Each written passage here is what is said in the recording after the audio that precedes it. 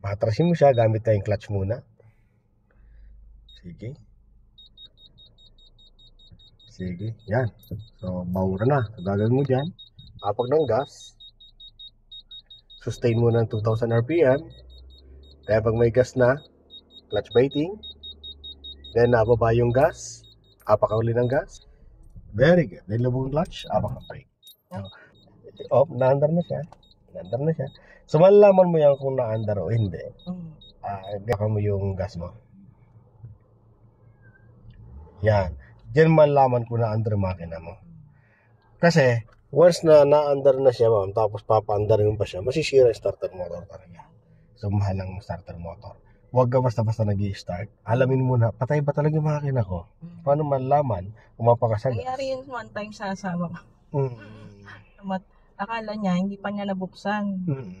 Pero bukas na pala. Opo, kasi sa sobrang tahimik nga nito kasi bago pa po. Opo. So, yun ang mga test mo na. So, apak-apak ka lang ng gas. Ngayon, pag patay yung makina mo, pag-apak mo ng gas, di magre-react yan.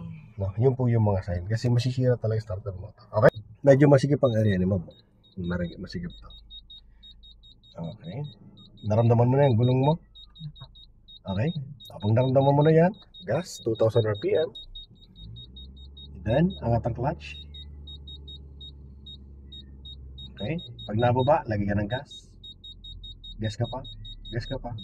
Yes. Yes. Up, lubog ang clutch. Nauna lagi yung... Pero hindi naman namatay, oh. Opo. Ano, so, pangalawa, pag makita mo kung patay yan, maraming ilaw yan.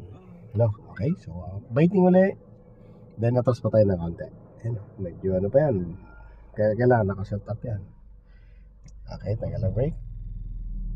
Yes, makatala no. Lubog ang clutch, apak ang brake. Pag makatala ang makina, ibig sabihin mataas masyado yung clutch mo. Na, pag masobrang makatal, pwede mong ibaba uli. Kontrolin mo lang yon. Yung tama lang na clutch biting ang kunin mo. Kasi pag nasosobrahan siya, tapos pinipigilan ng brake, yun possible masunog yung clutch lining mo naman. So kaya pag alam mong makatal, bawas ka ng konti clutch. Ilubog mo ng konti. Tapos support ka lang ng gas muna. Gas, then angat ng clutch. Para iwas sira ng makina, iwas din pwedeng madisgrasya. No? Kasi pwedeng umano ka nun dumambay.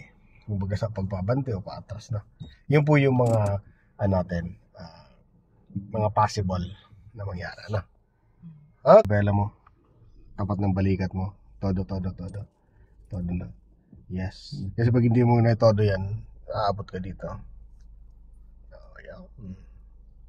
Balik, 1, mamaya pa yung isa, and 2. Para hindi ka nabulusok, pag tumakbo na siya, lubog mo na agad ang clutch mo. Kasi mabagal lang naman kailangan natin sa mga kantuan. No, pag inangat mo, nakaangat kasi yan, diretso talaga sa kaya mo. Hindi mo kukontrol siya. Para makontrol mo yan, habang naligo ka, tumatakbo na, lubog ang clutch, then position sa brake agad. No? Then pag gusto patakbuhin, release mo agad ang brake mo, then angat ang clutch. Ganun lang. Ganun siya nilalaro na sa mga ganito. Kantuhan o masisigip na kalsada. Dito ka punta. Okay, tingnan mo side mirror mo, sasabit sa kanya. Okay. Yan. Ilag mo lang pa dito.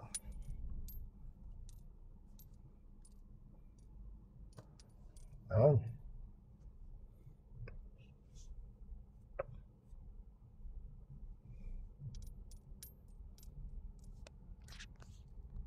Ang pag-control niya sa clutch talaga mo. Pag bumibilis, tanggal ang gas, then lubog ang ating clutch, then hapakan ng brake, no?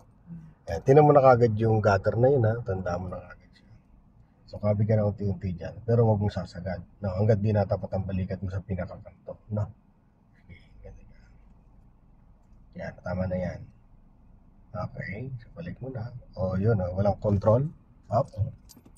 Stop mo na, ano? So, walang control yung clutch mo. So, pinabayaan mo siyang nag-diretso. Ang sikreto dun mo, ilulubong clutch mo, apa ka ng brake. Yan ang control natin. Para makontrol mo yung sitwasyon na yan. Sige, kanta ka dun. Angat mo clutch mo. Okay. So, dito yung magpapark sa tabi nitong dalawang to. Sige pa. Yan, okay na yan. Todo mo yung manibela mo pupunta dito.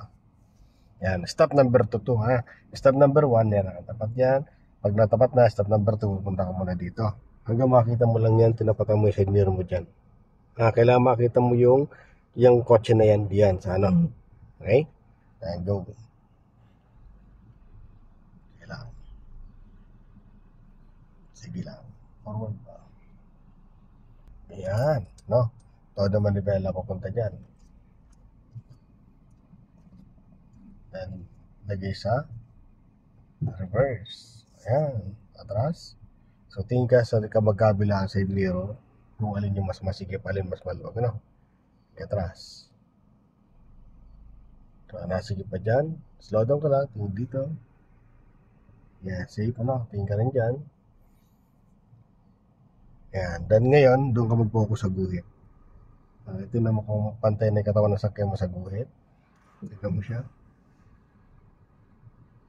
Pantay na dyan. O, gitna ang manivela mo. 1, 2, gitna. Yan, atras. No? Atras ka. Slow down hanggang stopper. Okay.